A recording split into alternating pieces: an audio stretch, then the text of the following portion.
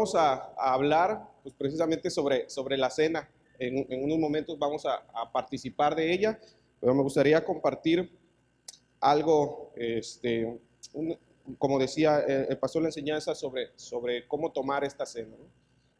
Recordamos, bueno, ahí Mateo, Marcos, en Lucas, en los evangelios, se cuenta pues qué es lo que pasó, ¿no? Cuando Jesús, el día que iba a ser aprendido, estaba cenando con sus discípulos, hacen pues este ejercicio de partir el pan y la copa. Y bueno, pero quiero resaltar ponerme como que del lado de los discípulos. Ese día que estaban pasando todas estas cosas, los discípulos pues realmente no comprendían a ciencia cierta qué estaba pasando. De hecho, ahorita lo vamos a leer. Ellos todavía no sabían en realidad qué estaba pasando, por qué estaba diciendo Jesús esas cosas, por qué les estaban enseñando eso. Se les revela más adelante. Ellos estaban limitados en ese momento a su mente, a sus capacidades, que eran pues finitas, limitadas, porque pues todavía no tenían el Espíritu en ellos.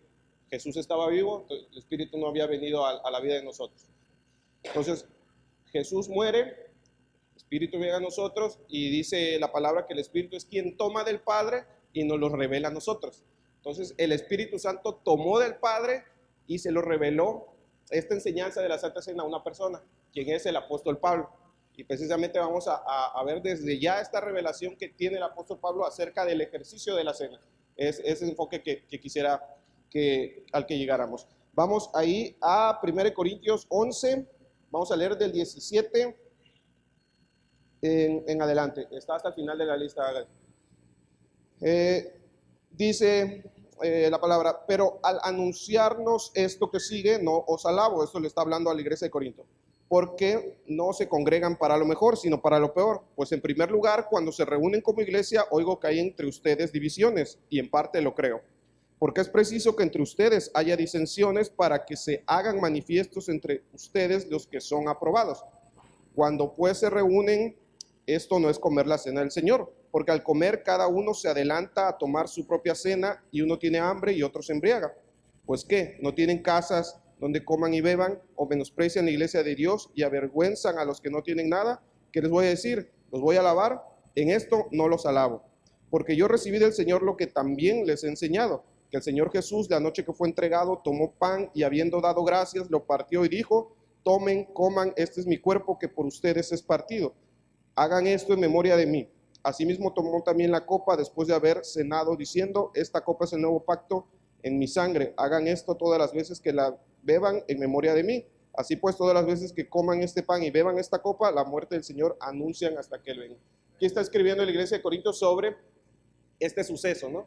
Pero aquí lo que llama la atención es que justo antes de decir lo que pasó, de explicar la cena, qué significa el pan, qué significa la copa, los amonesta. Si leemos tantito más atrás la carta de Corintios, primero les estaba como que pues echando porras, les decía, de hecho ahí por ahí en el versículo, en el capítulo 11, versículo 2, les dice: los alabo, hermanos. Pero acá quiero que vayamos al verso 20 y 21. Ahí es la parte medular del mensaje de la amonestación de Pablo. Dice: cuando pues se reúnen ustedes, esto no es comer la cena del Señor. O sea, la cena del Señor ya había estado pues estipulada tiempo atrás, era algo constante en la iglesia, pero dice Pablo, cuando ustedes se reúnen, eso no es comer la cena del Señor. El reunirse no es comer la cena del Señor. ¿Por qué? Porque al comer, esto es la cena del Señor, cada uno se adelanta a tomar su propia cena, y uno tiene hambre y otro se embriaga. ¿Qué está hablando aquí Pablo? Dice que esto no es la cena del Señor. ¿Por qué? Porque cada uno ve por lo suyo, porque cada quien está en su mundo, porque dice, cada uno se adelanta a tomar su propia cena. O sea, todos llegaban y bueno, antes la cena pues era un poco diferente a como la estamos haciendo ya. Antes era una fiesta solemne que duraba bastante tiempo y cenaban todos juntos, bebían todos juntos, era como un festival prácticamente de un día. Y un banquete. Entonces la gente llegaba y quería, pues no, pues voy a llegar temprano para agarrar buen lugar y para servirme o para sentarme donde está lo bueno, ¿no? Y cada quien hacía eso y dice, y luego unos tienen hambre, porque pues son los que tal vez llegaron tarde, tal vez no podían, porque pues no sé, estaban trabajando, porque pues no sé, no tenían caballo, carreta para ir más rápido, iban a pie, tenían diferentes cosas, no se esperaban, ¿no? Y entonces Pablo los regaña por esto no es comer la cena, no se están procurando pues. Y pues llama la atención de que por qué Pablo habla sobre esto, ¿no? En el ámbito de la cena. Y vamos a ver qué contexto tenía Pablo sobre la cena. Pablo era contemporáneo de los discípulos. Pablo, bueno, nosotros ahorita tenemos la Biblia y sabemos exactamente qué fue lo que pasó. Él lo escuchó de viva voz de quienes estuvieron ahí, ¿no? Él poco le faltó para ser testigo de ese momento, ¿no? Pero tomó ese testimonio de primera mano. Y bueno, él sabía lo que pasó, que es lo que comentaba el pastor hace un momento, lo que pasó ahí en Juan 13, del 1 al 17. Esto es,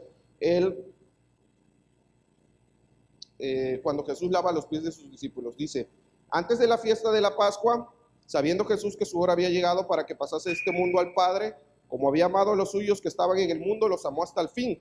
Y cuando cenaban, como el diablo ya había puesto en el corazón de Judas Iscariote, hijo de Simón, que le entregase, sabiendo Jesús que el Padre le había dado todas las cosas en las manos y que había salido de Dios y a Dios iba, se levantó de la cena y se quitó su manto y tomando una toalla se la ciñó. Luego puso agua en un lebrillo y comenzó a lavar los pies de sus discípulos y enjugarlos con la toalla con la que estaba ceñido.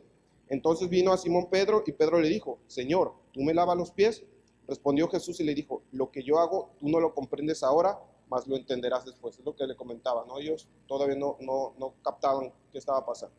Pedro le dijo, no me lavarás los pies jamás. Jesús le respondió, si no te lavo los pies, no tendrás parte conmigo. Le dijo Simón Pedro, Señor, no solo mis pies, sino también las manos y la cabeza. Jesús le dijo, el que está lavado no necesita sino lavarse los pies, pues está todo limpio. Y ustedes están limpios, aunque no todos, porque sabía que le iban a entregar. Así que después que les hubo lavado los pies, tomó su manto, volvió a la mesa y les dijo, ¿saben lo que he hecho? Ustedes me llaman maestro y señor y dicen bien, porque lo soy. Pues si yo, el Señor y el maestro, he lavado vuestros pies, vosotros también debéis lavar los pies los unos a otros, porque ejemplo les he dado para que como yo les he hecho, ustedes también hagan. De cierto les digo, el siervo no es mayor que su Señor, ni el enviado es mayor que el que le envió. Si saben estas cosas, bienaventurados son si las hacen. Bueno, esta enseñanza es prácticamente la última enseñanza que da Jesús a los discípulos. Y aquí esta enseñanza es en medio de la otra enseñanza también de partir el pan y beber la copa. Jesús sabía el momento el que iba a ser entregado, tenía pues, conocimiento de que ya llegaba al cumplimiento de su propósito y guardó esta enseñanza justo para ese momento. Vemos que Jesús planeó todo para ese día. Ahí perdón, en Lucas 22:15, el Señor les dice a los discípulos, ¿cuánto he deseado comer con ustedes esta Pascua antes de que padezca? O sea que el Señor estaba con ganas de compartir con sus discípulos. Él sabía que era su último día como humano, como hombre. Entonces preparó algo especial y parte de esa preparación fue esta enseñanza acerca de el servicio, acerca de pues con este ejercicio de lavar los pies es servir unos a otros. Entonces, este es el contexto que tenía Pablo. Y bueno, y más adelante, tanta es la importancia de eso que más adelante, después de haber comido la cena, les reafirma la importancia del servicio. Ya en Lucas 22, 24, 27 dice que después de que comieron la cena, todavía había entre ellos un pleito de que quién iba a ser el mayor. Ahí vemos que pues todavía no entendían los discípulos qué estaba pasando porque estaban discutiendo ese tipo de cosas. Y el Señor le dice, no, el que quiera ser mayor sea el menor. Es más, y en la mañana de la oración se hablaba de eso, de que quién es más importante, el que está a la mesa o el que sirve. El que está a la mesa podemos decir que es el más importante, pero Jesús estaba ahí como el que sirve a los demás. Entonces, este es el contexto que tiene Pablo sobre la enseñanza de la cena. Él, pues no solo está viendo la parte de que vamos a romper un pan a la mitad, vamos a compartir la copa, sino que qué realmente significa la cena del Señor. Y entonces la revelación llega en los versículos siguientes, allí en Corintios, donde estábamos.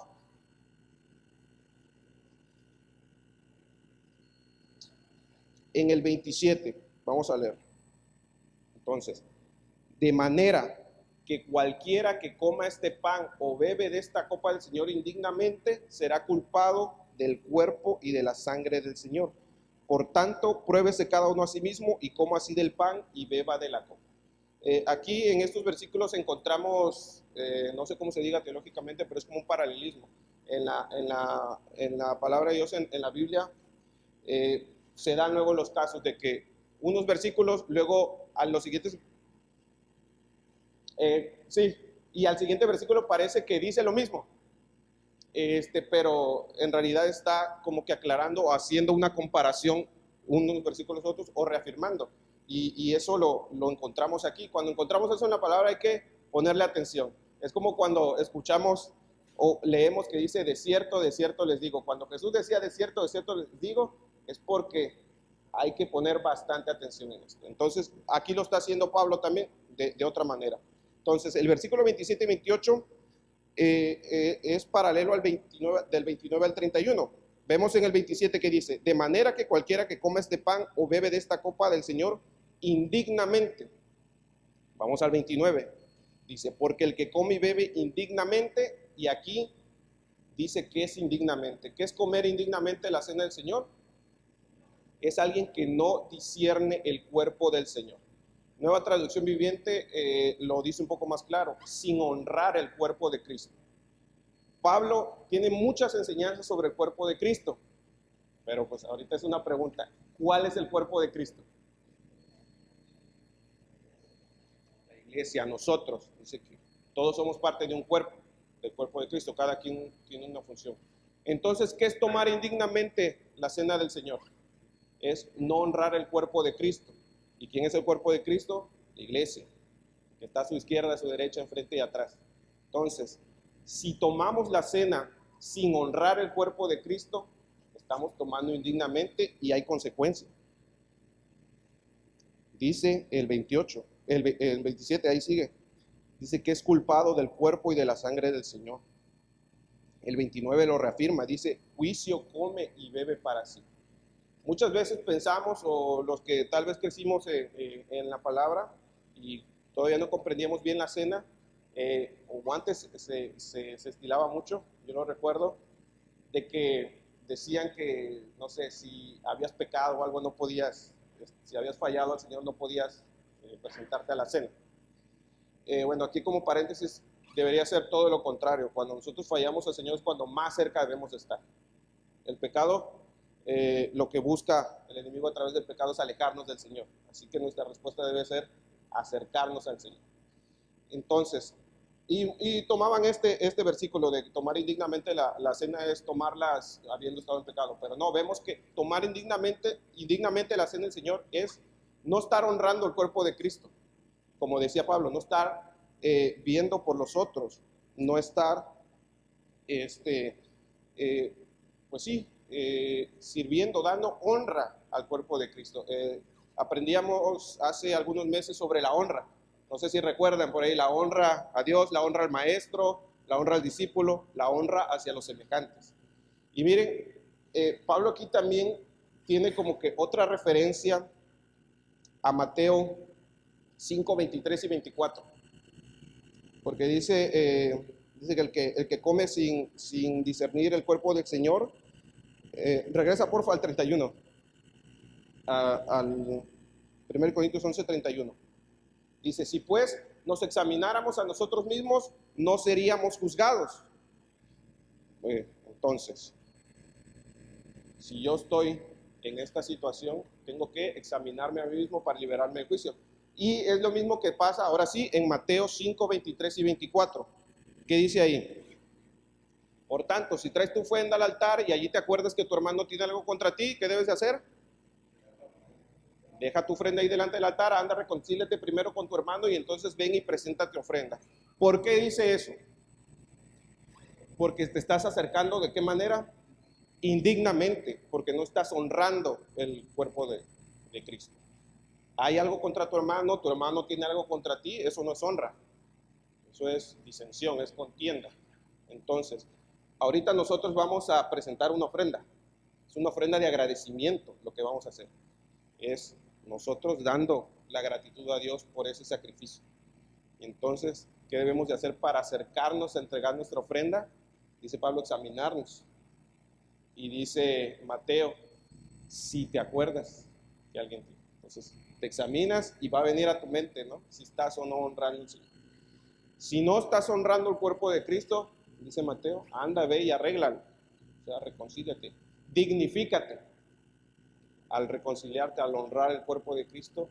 Y ahora sí, ven y toma y presenta tu ofrenda. Entonces, esto aplicado a la cena, como dice Pablo, si alguien está haciendo o está presentando indignamente la cena, no está honrando el cuerpo de Cristo, lo más fácil sería pues, no participar, ¿no? Yo digo, no, pues me evito de juicio, no como veo juicio para mí, pues no estoy así, pero no es una opción. Pablo dice, si pues, entonces si no lo estás haciendo, si te examinas a nosotros, no van a ser juzgados, dice, y aún siendo juzgados, somos castigados con el Señor para que no seamos condenados con el mundo. En el 33 dice así que, hermanos míos, cuando se reúnan a comer, espérense unos a otros, y hay otras recomendaciones. Entonces, la enseñanza de la cena del Señor, la manera correcta de tomarla es dignificándonos. ¿Y cómo nos dignificamos? Honrando el cuerpo de Cristo. Así que vamos a ponernos de pie para orar, y ahorita quisiera que meditáramos en esto. Ahorita vamos a tomar de la cena en un momento, vamos a recordar este sacrificio, vamos a ofrecer esta ofrenda de gratitud, pero vamos a hacerlo dignamente. Vamos a procurar presentarnos dignos ante el Señor. Que la ofrenda que nosotros vamos a entregar sea una ofrenda digna.